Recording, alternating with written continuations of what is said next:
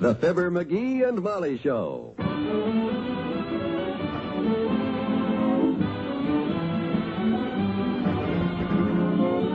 Every weekday at this time, NBC brings you Fibber McGee and Molly transcribed. The show is written by Phil Leslie and Ralph Goodman and directed by Max Hutto.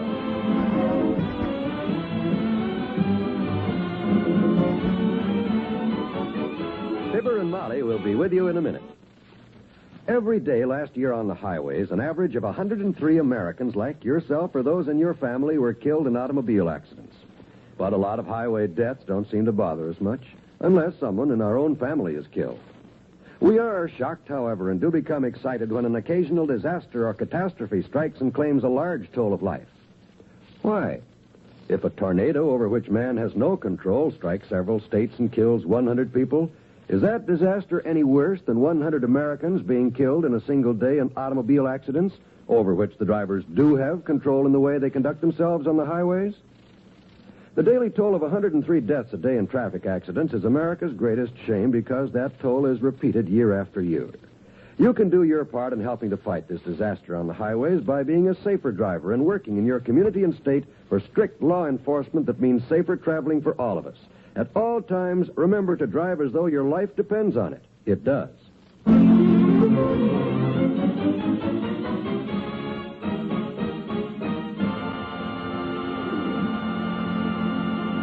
Hey, Molly, have you seen this month's light bill? The light bill? Mm-hmm. Oh, McGee, you're not going to complain again. They checked our meter 3 times last month, and Max said there's nothing wrong with it. Max? Who the nickel-plated heck is Max? The meter reader. Oh. You've called him every month for the last 6 years, so he thought it would be nice if we got to know each other by first name. I see. He's crazy about yours. Says if he ever has another boy, that's what he's going to call him. Francis. Francis? Well, I didn't want to tell him it was Fibber. You know the corny jokes that leads to, so I just said Francis. Francis McGee. I like that. Look, kiddo, I haven't got time to play name games. Would you just answer my question? Have you seen this month's electric bill? I've looked everywhere. Why the big excitement about finding the electric bill? Because I'm going to sit down and pay all our bills this afternoon, that's why. Would you mind repeating that, Francis? Dearie? I said I was going to sit down and pay up all our bills. So what's so startling about that? Nothing. It's just that I'm getting so used to eating my candlelight and my heavy coat at the end of the month that the thought of being a member in good standing at the Gas and Light Company kind of brought a tear to my eye for a minute. I know how you feel. Some of these bills have been around here so long they feel like an old friend. Well, I had no idea we were so far behind on some of these things, McGee. Oh, yeah. This bill here, for instance, from the tailor, says mending tear in bell-bottom trousers, $2.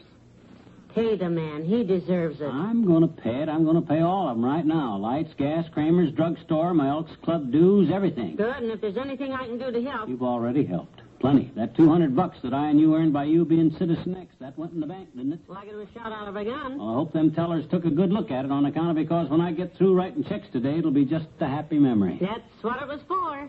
Now, you go ahead with the bills you have there, and I'll look for that light bill. Okay. Ah, there goes a good kid. Money means nothing to her. It's just a means to an end. And when she lends me $1 and says, this is the end, she means it. You couldn't pry another buck out of her if it was a... Come in. Hi, Mister. Hi. Oh, hello, Teeny. School out already? Sure it is, I betcha. Mm-hmm. See? It's, 3 o'clock. See there? Oh, you got yourself a Mickey Mouse Rich watch, huh? Hey, wait a minute. There aren't any hands on that watch. How can you tell what time it is? I asked somebody. Oh, I see. Like today, I just asked our teacher, what time is it? And she said, 3 o'clock, thank heaven, school's dismissed. Oh, I see. So I put everything in my briefcase, and here I am. Yeah. That's quite a bulgy-looking briefcase you got there, Teeny. What you got in it? Just the usual things that a lady needs, Mr. McGee. My books, and a pen and ink, and a pencil box, and a sack of marbles, and a hunk of modeling clay, and a sandwich for my lunch, and half an orange, and my homework, and a picture of Burt Lancaster. And Yeah, well, you don't need to give me a complete inventory. I've got a little work to do here right now, so if you don't mind... Oh, what you doing, Mr. McGee, with all those papers, What you doing, Well, I'm paying some bills, Teeny. This stack of papers represents an accumulation of delinquent liabilities that constitutes a serious impairment of my financial standing. Well, I shall attempt today, through the satisfaction in full of all outstanding claims, to restore my credit to its original pristine condition, halt the flow of threatening missives from disgruntled tradesmen, and stop getting done by Bradstreet. Any questions? Can I have a cookie? Oh, sure. Every man in the usual place. Help yourself. Oh, boy. Thanks, mister. Help yourself, he said. I hope there's a lot. Take a couple of them, sis. They're small.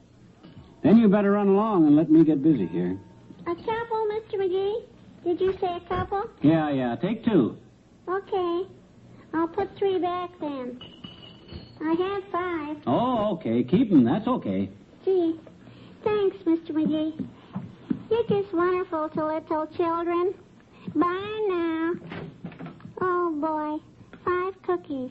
I'm rich. Cute kid. And smart, too. She forgot her briefcase. Hey, Teeny! Oh, well. She'll probably be back for the briefcase and 5 more cookies in a little while. Now that I think of it, that's the same stunt she pulled last week. Reminds me of some of the angles I used to shoot when I was...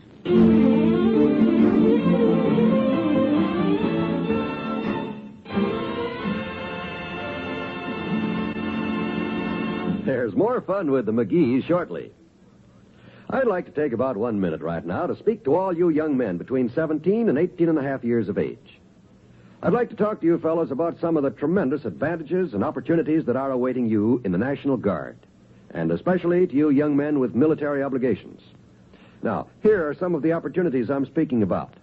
First of all, there's that extra income that you'll always find you can use. In the National Guard, you'll have the opportunity of learning new skills. Then there's also the chance to qualify for a commission and to take courses in pilot training. Besides all this, there are retirement benefits in the National Guard. Yes, you can start fulfilling your military obligation and start your training while living at home and continuing your work or school. Full details on the training program and enlistment requirements can be obtained at your local National Guard armory. Look into the National Guard enlistment program. It may be the opportunity that you've been looking for.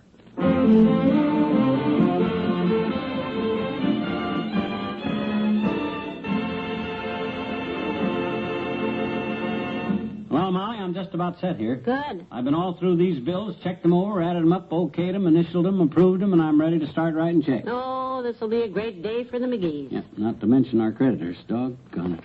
Just silly to let things go this way. True. Look at here. I got 3 bills here that total up about $12 that I can save that much on shoe leather alone. What do you mean? You don't know the shoe repair man. No, look. You know where the Elks Club sits? Just 3 doors from Kramer's drugstore? Sure. And you know what them 3 doors are? The gun shop, $5.80. The bakery, $3. And the newsstand, $2.87. Oh, dear. So, when I want to go from the Elks Club 50 feet to Kramer's drugstore, how do you think I do it? In a packing case? No, but I got to duck out the back door, cut through the Chinese laundry, walk west to the library, south to Walt's malt shop, and down Kramer's alley to the drugstore. Oh, dear. 1.5 miles to go 50 feet. I see. Just to hand me the checkbook, will you? Here. And I personally will see that nobody interrupts you till these checks are all made out and mailed. Good. I'll get your fountain pen for you.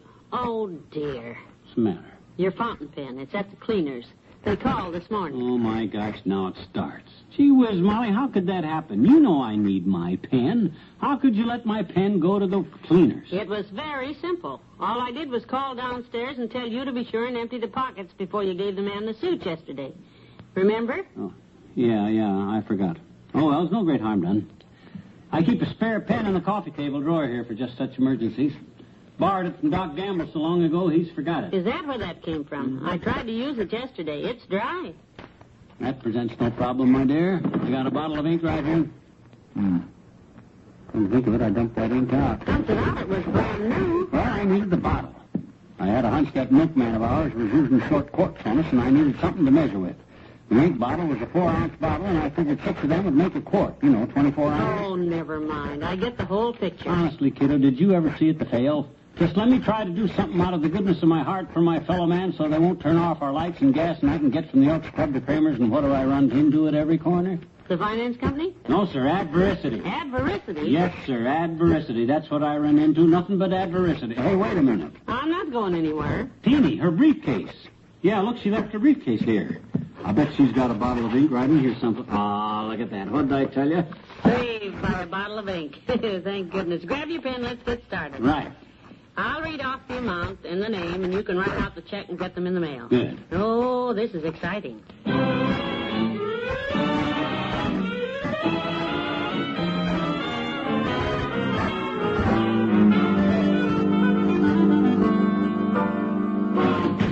Is that you, McGee? Wipe your feet good. I did. I got all them bills stamped and in the mail and on the way. Boy, oh boy, the 4th of the month, and we're all paid up. You know, there are 22 bills in that stack. I know. It was a real day's work. Come on in. Teeny's here. Oh, she is? Came back for a briefcase, huh? Sure. Hi, Mr. McGee. Hi. Hi, Teeny. Did you get some more cookies? Give her a hatful, Molly. I did. Boy, I just feel wonderful, Molly. What a load off my mind. You sure were a lifesaver today, Teeny. If it hadn't been for you leaving your briefcase... She wants to show you a magic trick, dearie. Magic trick? Yeah? Yes, she knows lots of them. Uh-huh. And now show Mr. McGee the one you just showed me, Teeny. That's the best. You like this one, McGee. Oh, I like them all. You know me and magic tricks. Well, go on, Teeny. Let's see it. Well, I'm coming. Go ahead. Sure, I want. I'm coming. Well, I put this piece of paper here, see? And then I take this bottle of ink. I keep in my briefcase. Ink I keep in my briefcase, you see? And I put writing on the paper like this, see? Yeah? Now you just watch it. You just watch it for a few minutes after it dries. What happens? The writing disappears. What? This looks like regular school writing ink, but it isn't. It's a magical disappearing ink, and my daddy gave it to me from a joke shop. Oh. He says it's good for a lot of laughs. Laughs? Oh, yeah. Yeah, laughs. Yeah. You hear that, Molly? All them checks we sent out, they don't have any writing on them. Don't you get it, Molly? The checks, you know. Damn funny, McGee.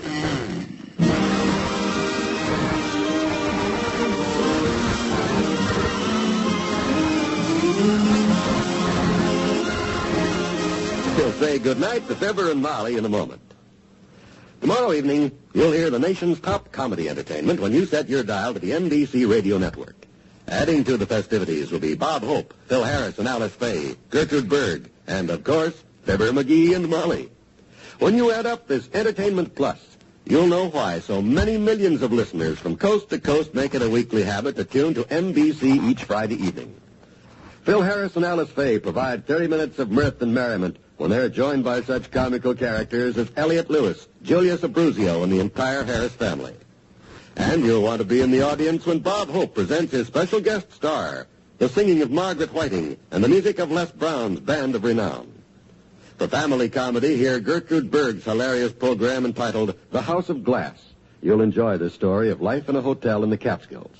Yes, you'll enjoy all of the programs sent your way via NBC tomorrow and every Friday night. Be sure to listen on this same NBC station. You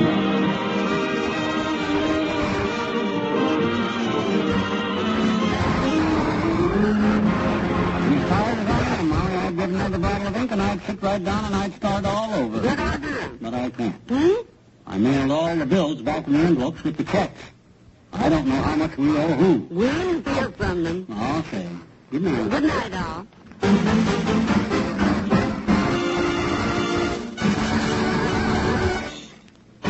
NBC has brought you the Fibber McGee and Molly program transcribed. This is John Wald inviting you to be with us again tomorrow night for another visit with Fibber McGee and Molly.